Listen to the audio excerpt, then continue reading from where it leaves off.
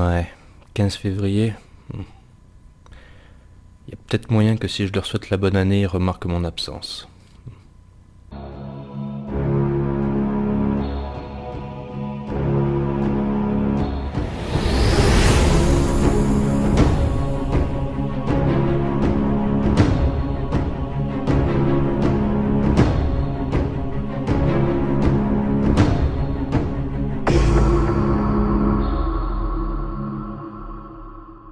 Salut les amis, ça fait un moment qu'on s'est pas vu, désolé, j'ai pris un petit peu de vacances, j'ai profité de passer un Noël tranquille, mon anniversaire est peu de temps après, donc je l'ai pris cool, je me suis un peu éloigné de YouTube, ça m'a fait du bien.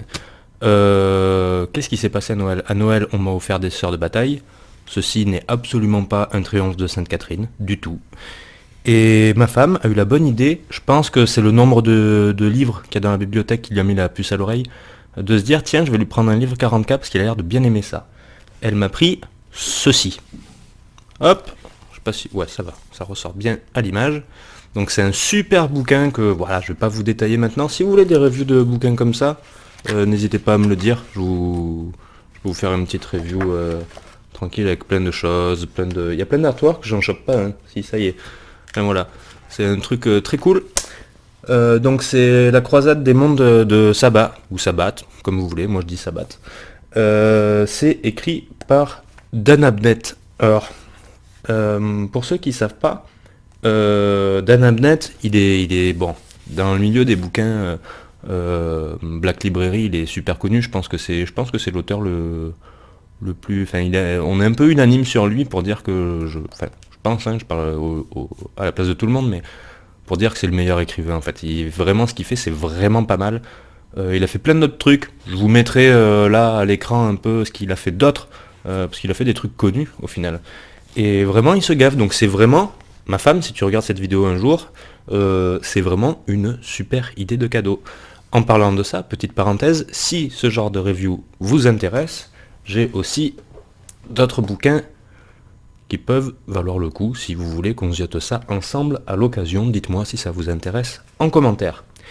Mais du coup, le problème, c'est que ce livre-là, en fait, ça parle, comment dire, c'est un livre en complément d'une série de romans qui s'appelle Les Fantômes de Gaunt.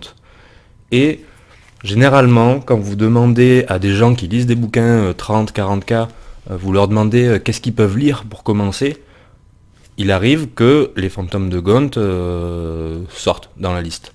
C'est une des sagas très connues. Et j'ai beau aimer les bouquins, ben je les ai jamais lus en fait, à la base. Et parce que je sais que ça parle de garde impériale, et bon, ça va faire un peu préjugé. J'avais tort, d'accord? Donc me lancez pas des tomates virtuelles, j'avais tort, je l'assume. Je me disais, bah, ok, mais...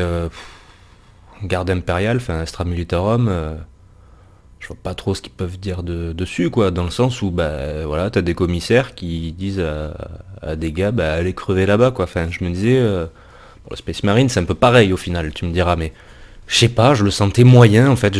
De base comme ça, j'avais pas trop la hype sur le truc. Et c'est pas faute de la part de mon pote Joe de me dire lis-le, vous pouvez même voir dans le premier live qu'on a fait, on avait fait un live un peu sur les bouquins Black Library, il en a parlé des Fantômes de Gaunt et moi j'étais pas réceptif. Mais du coup, comme j'ai eu ce bouquin, il fallait que je lui fasse honneur quand même, tu vois, j'avais envie de regarder tout, je me suis dit bah, c'est complètement con de lire ce bouquin parce que j'ai vite compris que, à mon avis, il spoil un wagon de trucs en fait. Donc je me suis dit, bah, c'est l'occasion de commencer la série. En vrai, je les lis en numérique. Je sais plus si je l'ai déjà dit ou pas, mais moi je suis un débile. Je les ai en numérique et en physique parce que voilà, c'est ça mon excuse.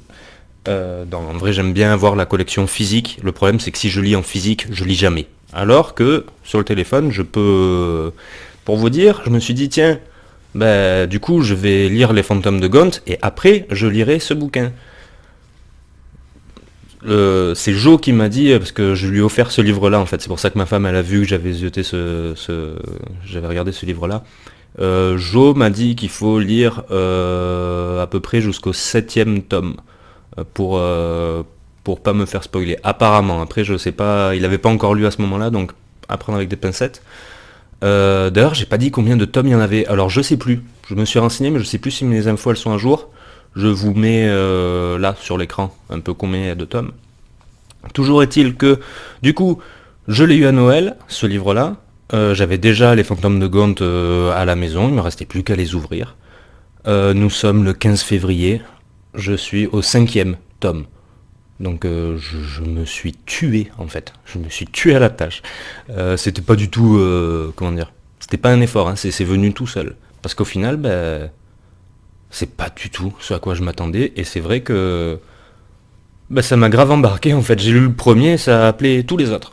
Alors, ils sont pas tous égaux dans leur qualité, leurs défauts, tout ça, tout ça. Il y en a que je préfère à d'autres, mais franchement, ben, jusqu'au 5e en tout cas, ben, j'ai trouvé ça vraiment, vraiment bien en fait. C'est quelque chose que je vous conseille de lire. Mais du coup, pourquoi je vous conseille de lire Les Fantômes de Gaunt sans trop spoiler? Alors le problème des Fantômes de Gaunt, c'est que si vous voulez, pour vous expliquer pourquoi ça vaut le coup, il faut que je vous en dise un peu. Et forcément, il faut que je vous donne la situation initiale. Et la situation initiale, elle arrive dans le premier bouquin. Plutôt rapidement, donc c'est du spoil de base, on va dire. Mais voilà, ça va pas vous tuer le premier tome, je vous rassure. D'ailleurs, il y a un passage dans le premier tome qui fait référence à quelque chose que j'ai mis dans une vidéo. Pardon, j'ai tapé le micro, j'espère que ça n'a pas fait du bruit. La vidéo est là, à vous de trouver ce que c'est. Quand vous aurez lu le premier bouquin, voilà, vous pourrez regarder si vous voulez. Sinon, alors du coup, ça parle de quoi les fantômes de Gaunt? Alors ce qu'il faut savoir, c'est que Gaunt, c'est un commissaire de la garde impériale. Donc un commissaire, lui, grosso modo, pour ceux qui sont pas habitués avec le fluff de 40K, parce que ça se passe en 40K, un commissaire, c'est un mec avec un képi qui te dit, normalement, va crever là-bas. Et si toi, tu as peur du combat parce qu'il y a toutes les atrocités du monde en face, et que tu fuis ou que tu regardes juste derrière toi, le commissaire, il peut te fumer, en fait, pour que tu ailles quand même au combat. Le but, c'est de... En fait, le commissaire, il est censé te faire plus peur que l'ennemi. Et il est responsable du moral des troupes. Dit comme ça fait un peu chelou, mais dans l'idée, c'est ça. Le commissaire, il est là pour s'assurer que les gens vont bien au combat, et le moindre déserteur, il le fume, quoi. Donc c'est pour ça que ça m'emballait pas à la base. Sauf que, eh ben, Gaunt, pour des raisons diverses et variées, ça je vous laisse le découvrir, ben en fait, il est pas comme ça, Gaunt. Gaunt, c'est un peu compliqué à résumer, mais c'est quelqu'un pour qui la vie de ces gars, elle a une importance, en fait. Et il a pas mal de principes, et ça fait pas pour autant de lui quelqu'un qui échoue. Il peut se planter, hein, ça peut arriver. Mais en fait, ce qui se passe, c'est qu'il devient commissaire. Et il est censé chercher son régiment, enfin ses régiments, pardon, sur la planète de Tanith. Sauf que il y a une croisade, grosso modo, qui se passe pas très loin, et le chaos passe par la planète de Tanith au moment où le commissaire Gaunt récupère ses troupes. Ce qui fait que la planète, elle est vouée à mourir, en fait, à être détruite. Et Gaunt, lui, il a deux options. Il a déjà pris un premier régiment, il a eu le temps d'embarquer un premier régiment dans la précipitation. Il y en a deux autres qui doivent venir, mais c'est chaud pour leurs fesses.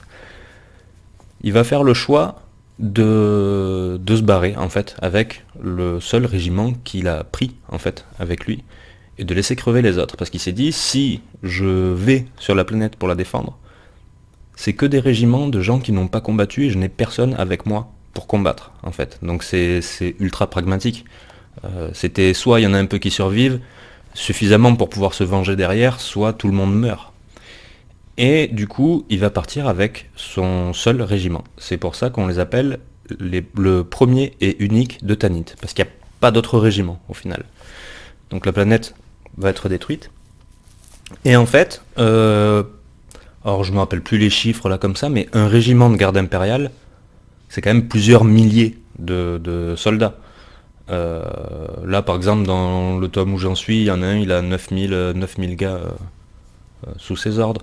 Je parle pas de Gaunt, je parle d'un autre personnage. Là, Gaunt, il a 2000 personnes, mais c'est 2000 personnes qui ne sont pas des soldats en fait. Ça peut être des chasseurs, ça peut être un peu l'équivalent de policiers, tu sais, d'un peu dans la sécurité, tout ça, mais c'est pas vraiment des soldats. Et leur planète a une particularité, c'est que, en fait, ils ont des arbres qu'il n'y a pas ailleurs, en fait, et les arbres bougent. Ce qui fait que quand tu es sur Tanit et que c'est un endroit hyper forestier, bah, si tu connais pas, tu te perds hyper facilement. Et en fait, eux, ça leur donne une capacité, c'est de se repérer tout le temps. En fait, tu les mets où tu veux, ils peuvent pas se perdre ou très difficilement, quoi. Et du coup, Gaunt, lui, il, il a donc rapatrié son seul et unique régiment. Et du coup, ils vont se baptiser eux-mêmes Phantom, puisque la planète n'existe plus. Et il va prendre chacun de leurs noms, leur caractère, leurs forces et faiblesses. Et en fait, au lieu d'envoyer, comme tous les autres, 2000 gars mourir, il va faire en sorte d'en envoyer un nombre beaucoup plus réduit, mais de faire en sorte d'envoyer les bonnes personnes. Si, je sais pas, voilà, par rapport au caractère, par rapport aux compétences, il va essayer d'emmener pile poil ce qu'il faut là où il faut. Et en fait, ce qui est intéressant, c'est que sur 2000, on va pas t'expliquer les 2000 personnes, forcément. Mais il y a quand même un bon panel de personnages qui s'étoffent un peu au fil des romans pour que tu en saches un peu plus à chaque fois. Et ils ont vraiment un caractère tous qui laisse pas indifférent. Il y en a que tu vas aimer, il y en a que tu vas pas aimer, mais comment dire, c'est très intéressant à suivre en fait. Je vais citer qu'un seul exemple, tu vois. Il y a un personnage qui s'appelle Bragg. Bragg, c'est le genre de, tu sais, c'est le mec hyper costaud, beaucoup plus costaud que les autres, qui pourrait être le parfait casse-couille, mais qui en fait, chez moi, on dit qu'il est brave, tu vois. Il est un peu teubé, il est hyper gentil, mais en vrai, c'est une machine à tuer physiquement. Bragg, on l'appelle Essaye encore, c'est son surnom. Parce qu'en fait, le type, c'est un soldat, mais qui sait pas viser du tout, en fait. Et du coup, lui, on lui donne que des armes, tu vois, des armes lourdes qui tirent 1 milliard de fois, parce qu'au bout d'un moment, il devrait réussir à toucher, tu vois. Et du coup, quand il y a une scène de baston et que le mec il tire un missile, il se loupe, t'entends les autres, essaye encore. C'est rigolo, tu vois, ça fait, voilà, ils ont tous leur petit, il y a un lien qui se lie, déjà entre les fantômes de Gaunt, entre eux, tu vois, qui apprennent le métier, etc., etc. Et vis-à-vis de Gaunt aussi, qui essaie d'apprendre un peu leurs coutumes, comment ça se passe et tout. Et puis il faut se dire que quand on envoie un régiment de l'armée impériale, c'est rarement seul qu'on l'envoie. Il y a toujours, souvent plusieurs régiments. Et t'en as comment dire, qui sont beaucoup mieux équipés, qui sont beaucoup plus dans dans l'aspect un peu parade, un peu sérieux et tout machin. Et quand ils voient Gaunt arriver avec ses pouilleux de non-soldats, tu vois, ils les prennent de haut, et puis finalement, Gaunt, il va montrer qu'il est plus malin dans l'ensemble, et que les soldats, eux, ils ont envie de se venger du chaos, tu vois, donc ils vont y aller et tout. Et c'est vraiment, vraiment, vraiment intéressant. Et du coup, on suit l'évolution de Gaunt et de son régiment. Voilà, c'était vraiment, au final, c'est vraiment quelque chose, c'est pas pampan comme je le pensais, il y a quand même des bastons, mais le fait de les suivre via des personnages, en plus c'est des personnages, enfin, je veux dire, tu lis, comme par hasard j'ai plus le nom du bouquin, quand tu lis un bouquin avec des personnages connus, tu sais qu'ils peuvent pas mourir, parce que tu sais qu'après ils sont là. Horus Hérésie, concrètement, c'est ça. Tu sais que, je sais pas moi, tu sais qui va mourir plus ou moins à quel moment. Des fois, tu as des petites surprises sur des personnages non connus. Mais là, c'est un roman qu'avec des personnages non connus. Donc, tu t'attaches, mais t'as peur, hein, parce que tu te dis, lui, je le kiffe. S'il faut, la page d'après, il va mourir, en fait. Donc, je trouve que ça apporte une autre sauce à cette série. En fait, t'as peur que les gens meurent. Je me doute qu'il y a voilà, mes personnages préférés, il y en a un qui va crever à un moment donné et tout. Je pense que ça peut être un bon truc, ça peut être vraiment pas mal. Que dire d'autre? Petit fun fact là comme ça parce que j'y pense. Euh, dans l'Astra Militarum, il y a un côté un peu, comment on peut dire, politique. en fait en haut dans les hautes strates du pouvoir de l'Astra Militarum. Et bon, t'as un mec qui gouverne tout en gros. Et ce qui est marrant, c'est que Dan Abnett, donc l'auteur de ce bouquin-là, de cette série-là, il a fait une autre série dont on parlera dans un autre épisode, où en fait il y a des échos d'une série à l'autre. Je sais plus dans quel tome c'est, mais vous allez voir que il y a un élément politique majeur au sein de l'Astra Militarum, et on y fait référence dans les énormes, donc c'est cool, les deux univers, enfin les deux univers. C'est le même univers, mais vous voyez ce que je veux dire, les deux séries ont un petit lien et tout, je trouvais ça sympa pour celui qui a lu les deux. C'est quand même un truc cool. Que dire Le premier tome, il était vraiment bien, je l'ai torpillé. J'ai toujours un tout petit peu de mal au début de tous les romans que je lis, c'est comme ça, tu sais, le temps que tout se pose et tout machin, mais une fois que le truc il est lancé, ça arrive quand même assez vite, c'est bon, c'est parti. Tome 2. Le tome 2, j'ai eu un peu plus de mal au début, en fait, il faut comprendre, comment dire, le pattern du bouquin, c'est-à-dire qu'en temps normal, on te raconte une histoire, on l'a fait de A à Z et terminé, et en fait, le tome 2, ce que j'ai pris au départ pour un défaut, c'est-à-dire que je savais pas où on allait, mais en fait, c'est tout simplement Gaunt qui va faire, je me rappelle même plus, qui va faire un truc avec ses soldats, tu vois, par exemple, je sais pas moi, je te prends un exemple, c'est pas ça le truc, mais je m'en rappelle plus, il va bouffer à la cantine, il va regarder un mec, il va avoir un souvenir avec un de ses soldats, et on va basculer sur le souvenir qu'il a de ce mec-là, on va basculer du point de vue du gars qui regarde en fait. Il va faire ça sur plusieurs personnages, et en fait ça va vachement approfondir les liens que tu vas avoir avec les personnages par rapport au premier bouquin qui reste... qui t'en dit quand même, mais moins. Là, on est plus dans le personnel, dans le tome 2, et du coup, t'as plusieurs personnages comme ça qui se succèdent. Le meilleur passage pour l'instant de la série, celui qui m'a fait le plus triper, il est dans le tome 2.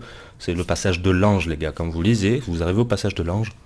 C'est magnifique, j'adore. J'adore ces moments-là dans 40K. Le tome 3, alors étonnamment, j'ai eu un mal à y rentrer, j'ai eu du mal. Il y avait des persos, j'avais du mal avec le tome 3, peut-être que je suis le seul, je sais pas. Moi je vous le dis, j'ai eu du mal avec le début du 3. Et étonnamment, c'est celui que j'ai le plus torché après quoi en fait. C'est-à-dire premier quart du livre, même pas je pense. Ouais, ou allez. Premier quart du livre, je me disais, tellement j'ai envoyé un message à mon pote Jean en lui disant ça sert à quelque chose que je le finisse ou pas. Et il m'avait dit ouais, oui, mais c'est quand même pas le meilleur, mais faut y aller. Bon, je me suis un peu, à l'instant T, je me suis un tout petit peu forcé. Et en fait, j'ai atteint un point de bascule, je dirais vers le quart du roman, et après j'ai torpillé tout le reste, et finalement, c'est peut-être un de ceux que j'ai préféré au final. Le tome 3, il m'a vraiment plu au final, alors que j'étais pas du tout parti pour le kiffer. Tome 4, très bon souvenir aussi. Très bon souvenir. Franchement, ils sont tous excellents les gars. J'espère que je vous aurai donné envie de lire ça. Je fais pas une review plus longue parce que du coup, peut-être qu'après c'est nul, hein, je sais pas, je ne sais pas. Si vous voulez, je ferai peut-être un petit update quand je l'aurai fini. J'avais envie de vous parler de cette série de bouquins parce que j'ai commencé par celle-là parce qu'on est dans le frais. Tu vois, c'est quelque chose que je suis en train de lire en fait. Et je me disais que ça pourrait être pas mal pour celui qui cherche quoi lire ou voilà, après on peut en commentaire en discuter, éviter les spoils ou mettez des balises s'il vous plaît. Respecter, déjà moi, sachez que j'en suis au 5e tome, donc je sais plus combien il y en a, mais ne me gâchez pas le truc, je vous le gâche pas non plus. Et puis voilà, ça peut être cool, donc à l'occasion je ferai un autre épisode, et puis on parlera d'une autre série que peut-être vous n'aurez pas lu. Je compte faire tout ce qui est Xenorn, pour moi c'est mon coup de cœur, Xenorn quand même. C'est bien les fantômes de Gaunt, mais Xenorn, c'est un autre délire. Je compte faire, je sais pas, il y a la trilogie de Mars, il y a la Griffe d'Horus, il y a la trilogie Harryman, la trilogie Night Lords. Je pourrais faire de temps en temps un épisode comme ça, et puis comme là, en vous expliquant vite fait le truc, et vous pourrez voir si ça vous intéresse ou pas. Voilà, pensez à me faire votre retour sur les livres un peu collector comme je vous ai montré. Et puis je vous dis à plus dans une prochaine vidéo. Allez, ciao!